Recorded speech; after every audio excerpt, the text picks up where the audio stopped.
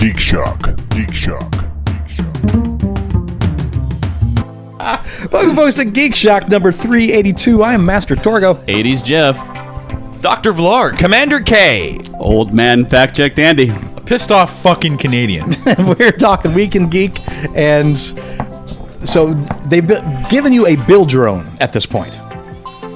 It's beautifully wrapped, and Do-it-yourself burrito. BYOB. You can't see this, through the radio, Well, but he's so angry Andy, at this live burrito. record it. These fucking Get stupid off that Mexicans. Look at street this. surfboard. Look at this. What'd you So do? I ordered a breakfast burrito with guacamole. It's supposed to go inside the goddamn burrito. But Jose over there was like, "Hey, I'm gonna give you Are you recording? I am did recording. say fucking stupid ass on the side. So what am I gonna do? Unwrap it and then put it in there myself? Do you even have like a spoon or something to put it in there with? That would be too convenient. Of course. This is going to be a lot of fun. We're going to make sure this podcast goes while he tries to do surgery on a burrito. Or how about when I order a burrito, you put the fucking shit in the burrito? Yeah. Oh my god. Why don't you bitch some more? He's kind of like my grandfather was, where he pretended he didn't hear you, but he heard everything you said. Matt, I'm interrupting his food on purpose. I want to know, post, how was the pepper? He's preparing himself to He's got a It was burrito. the hottest thing I've ever had. It didn't screw up my stomach at all, but I did have some interesting shits. So, Oh, really? yeah, I'm at that age where stuff affects me, I guess, now. Oh, yeah. Yeah. So it was like, not, diarrhea, but not solid. It was like in between. Hey, what? I What? can't hear you. Are you pulling out knives? The hell? I will recount it and it'll be better now because I can throw in a few more Yeah, details. you can take it easy in the time, and I want to luxuriate in it. Okay. You just bathe in this. So Talking to the luckily- microphone. What's funny is Andy is a bit under the weather, and his ears aren't working quite so well. So he actually needs these mics to be able to hear us anyway. It's hilarious. If we didn't talk into these mics, he doesn't know what we're saying. That's true. So it's a fantastic experiment on our part. Right. Yeah. Okay, for those of you at home, you can't see this, but I am holding the creepiest freaking mask ever, and I'm going to be posting a picture of this on Facebook and stuff so people can see it. Torgo knows exactly what it is for, and he knew this for a while because, well, once upon a time, Master Torgo is an asshole. And not just once upon a time, many times. He gonna would say, once prank upon a me time? ridiculously, me and Deb. Like what? What would he do? Well, the types of things that you would do, asshole, is you signed me up for a bunch of magazines once. I think it's about 18 to 22 of them. Yeah, something like that.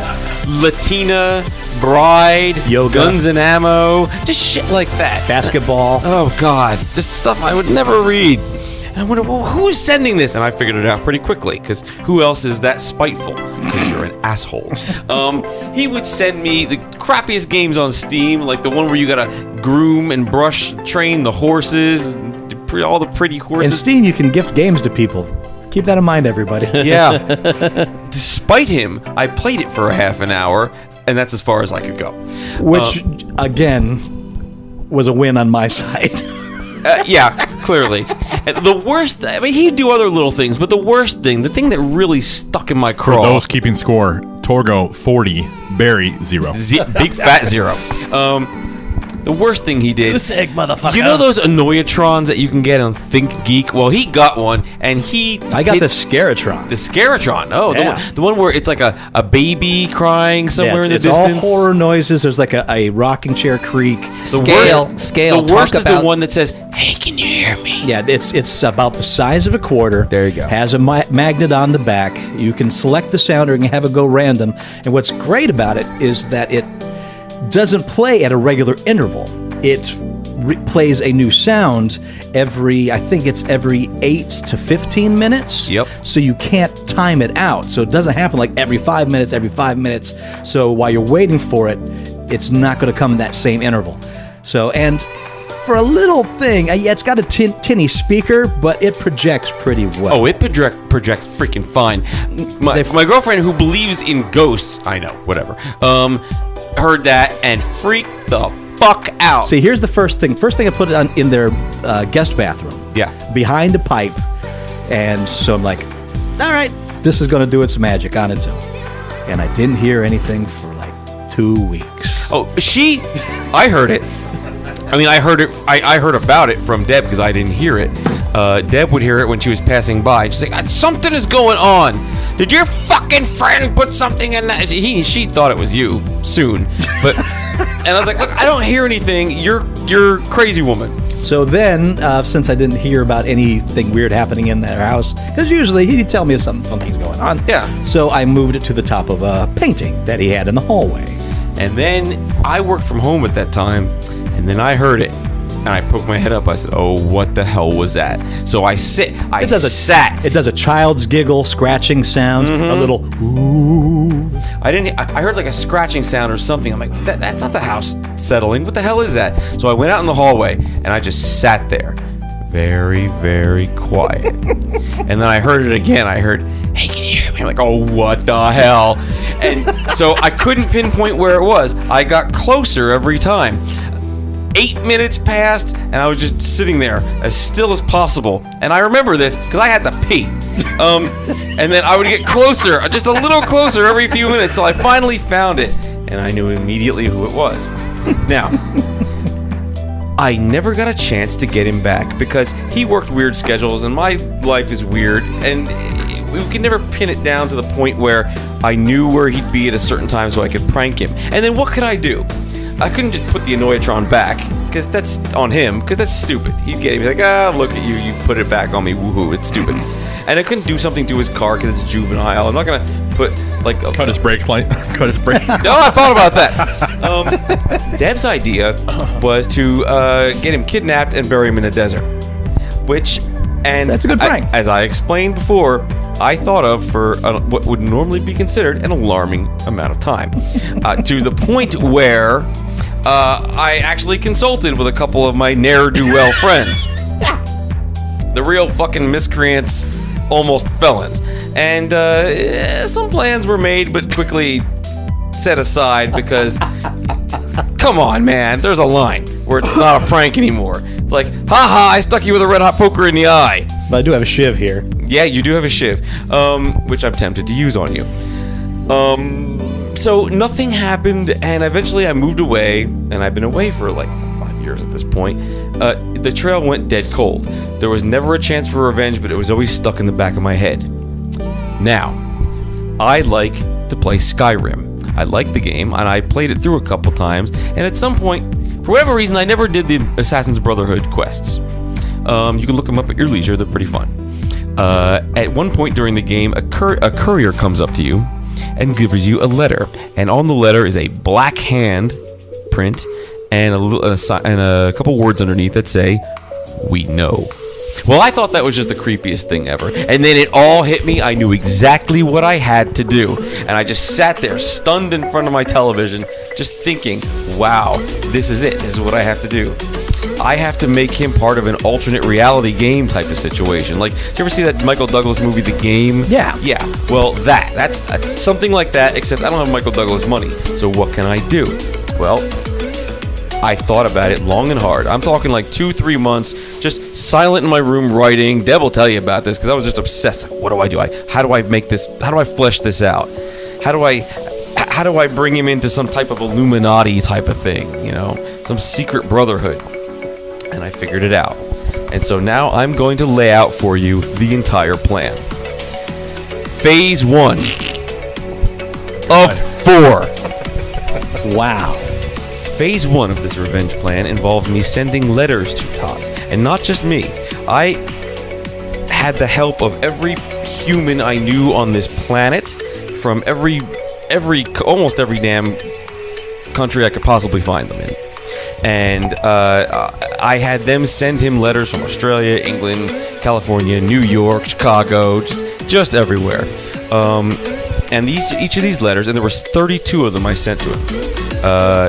There were 16 letters that that mattered, and the other 16 were duplicates just in case they didn't get to it. They had a mask, the creepy mask on it, and a bit of a little poem that I wrote to help him put them in order, and a piece of a poem by Baudelaire called Destruction, which was sufficiently creepy. It's kind of creepy as the one that's on Pam's back in Archer, if you watch that. And a little code on the top that if you put them all together, it brought you to a website. Now, I want you to keep in mind, I was super secret about this, swore everyone to secrecy, talked to him as often as I could. I even handled those letters with gloves, just in case he had one of those little junior detective fingerprint kits. I was just super he's paranoid. got your fingerprints on file. I got don't a fucking baseline. know what he's got. I was being paranoid. I did not want, and none of the letters came from Texas, not a damn one. Okay, so he got all the letters. I know he did because you confirmed that for me because you were part of this. Yeah, I had to have an inside man. We came to a Geek Shock recording one time, and they were piled on the coffee table. And he's like, yeah, I've been getting these. And it's just like, oh, wow, this is weird. Okay. And just like, so what about it? Oh, I don't know. And it's just like, oh, God damn it. Yeah, well, we'll get to with the rest of that later. But if you go to this website, there would be 3 very creepy questions. And this website was built, by the way. You know, this is what I do for a living, so I can do this. You bought the domain. Bought the domain, programmed the site, programmed the database, programmed the thing to text me and you some creepy thing once you completed the 3 questions. The 3 questions were super creepy questions about sacrifice. Now, put a pin in that. We'll get back to that later. Second phase, the text messages and phone calls. He would get text messages and phone calls from phone numbers all around the nation. Again, not from Texas. All around the nation, and saying creepy things to where, and he would have to either call one back or text one back to find out what the code was. And you'd put them all in order, and it would be creepy. And he'd get to the website, another website I'd build. I didn't build this one yet.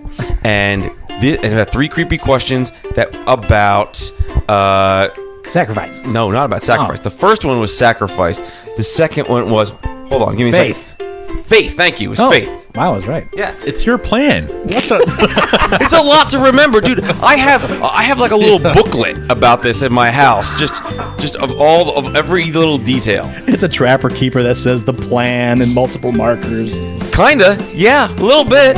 Corkboard with a bunch of thread, yarns, stretched between index cards. Pictures of your face with a knife through it, things like that. No, what I had planned to do, a little aside, was record for posterity everything I did for this plan. That way, later on, I could tell people about it. You could have a behind the scenes DVD extra. Well, I had planned to give you a little booklet at the end of this with this is what went into pranking your stupid ass. Ah, okay. That and, the Ferengi gland kicked in, and I was thinking, well, maybe I could sell this. Ah, yes. Anyway, so second a phase. gland? It's a gland. Okay. It's right near the anus. You have to express it every so often. I'm doing finger motions. You can't see it. Third phase of the plan was personal visits. I was going to enlist the help of improv actors around town, give them like $20 or something to go into where he works, he tends bar, and buy a drink. Give him a nice healthy tip, and when he's walking away, put it down so that he doesn't come and pick it up. Because when you slip in the tip is a business card with a creepy mask and a piece of a thing he's got to put together and get to a website where there's 3 more creepy questions. This time about what was it? Faith. Not faith, not sacrifice, not faith. You hit it before. Sexuality. Glands. Glands, yes. Loyalty. It was about loyalty. Sorry, I keep it all straight in my head. It's the Ardbeg. Time for a drink, kids. Scotch. The 4th phase and the final phase, he would get a very, very elaborate invitation. One that he would be an idiot to ignore. And he would have to, and it would be well in advance, so he'd get time off, things like that to go, because it'd probably be on like a Saturday or something. And he would go, And once he's there, and there would probably be, I wanted to rent out the chapel in the Artisan Hotel in Las Vegas because it's sufficiently creepy looking. Check out their website; it's a really cool place. And we would all be there with these plastic masks that look a lot like the things from Eyes Wide Shut. Yes. We being who? We being all of you and anyone who's helped me in this, and really anyone I can get. Okay. So as many people as possible. And I was going to tie, sew some black cloth to the back of it so you can't see people's face. God, that mask is creepy. He's wearing it right now. It really is. It's a very creepy mask. Super creepy mask. So serial Especially killer. watching you laugh behind it. I just like to say at this point, I had no idea any of this was going on. Jeff, I couldn't bring you in. You're too close to him, man. Right? Physically, yeah, I could not bring you in on it for plausible deniability. Anyway, he would get there, and I would be there as the officiator of this, and in a creepy voice, which I hadn't really brought the voice together yet, but in a creepy voice, I'd say, "Welcome, you." God, that mask is creepy. Yeah, and he's staring at me. Fuck, that's creepy. It's an amazing mask. Probably the best neutral mask I've ever seen. I got him from China. I got like 24 of those fucking things. China. Who I would say, you have passed all the tests, and I don't have the speech on me, but the speech is pretty awesome. It's like, you have answered these questions, and you have proven that you can that you would never sacrifice your principles, and the Brotherhood would also never give up on you. And then you have also answered 3 questions about faith, perseverance, and just as you can have faith in the principles of the Brotherhood, I'm paraphrasing here, we, the Brotherhood, would never let you down as well. And then you have also answered 3 questions about loyalty. And as you are loyal, and we demand loyalty in the Brotherhood, and as we demand loyalty, we give loyalty to you, and we would never desert you. We would never give you up. We would never let you down. We would never desert you. Never gonna give you up. And then Rick Astley would play on the screen behind him. It would be the world's longest Rickroll. We take off our masks. I give him 2 middle fingers, possibly kick him in the nuts. And Rick Astley would be one of the guys behind the mask. I considered looking at how to book Rick Astley. You considered it. I don't have that kind of cash. But so wow. That would be the Would plan. take that kind of Now, cash? Yeah, it would. He's famous. Well, now he is. Yeah. after now. that. He played at the Palms a couple months ago. Oh, well, okay. Once Yeah. you do the palms. Yeah. They're big. Now, I Last one for planned the this Palms out Culture to Club. every little detail, and it took me so long. And I know there's a lot of moving parts in this. I know that, but I had it all worked out, except for one fatal flaw. I'll explain my end of it now because Here comes the fatal flaw. You put it into action. Yeah. I started receiving these creepy cards with the image of this mask on them, with the French poem on the bottom and on the top, a couple of letters that didn't seem to go together, and then underneath that some creepy sounding poem that I wrote or whatever. Yeah, I had to write that to be creepy. Right, and I kept receiving these from all over the nation. I got one from Australia, I think. A lot of duplicates too. And I got a lot of duplicates. It's redundancy to make sure I got all of them, I'm sure. Yep. So I was receiving those, and this is really bizarre. It's really creepy. I don't want to respond to this. And so I didn't. And that's the end of the story. And again, the joke is on me. Yep. That was awesome. I told you already while you've been here, too complicated. Just roll up to his bar, kick him in the nuts. I said the same thing when he said that. Hey, go big or go home. And I went home. Yes, you did. But I am flattered. I am so flattered because that's such an amazing setup. He's flattered. Not what I was going for. Hey, he's never gonna give you up, man. Fuck you.